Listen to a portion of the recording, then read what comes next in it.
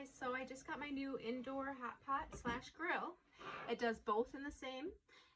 You can use one, the other, or both together.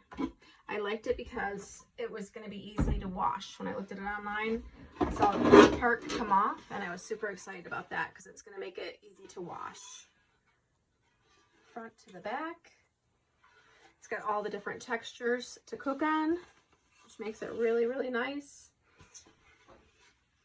All the different things you can do on it is crazy because it's a hot pot and a grill, and it's smokeless, and you can use it inside. This is the lid that you will use on it, and of course here's the thing I still have to put on the handle, which it comes with a little screw inside and everything. You also get safety instructions and how to use it correctly. It's 16.5 feet, and it can be a hot pot or an indoor grill. It's non-stick, and you got this little tray for catching all the grease, and that goes in on the side here.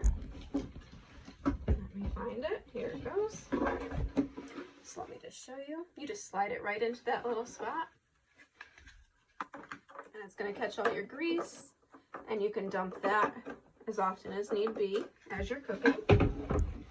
Set this down. So it just slides in there. This is the actual plug that you're going to plug it in with. Big power cord.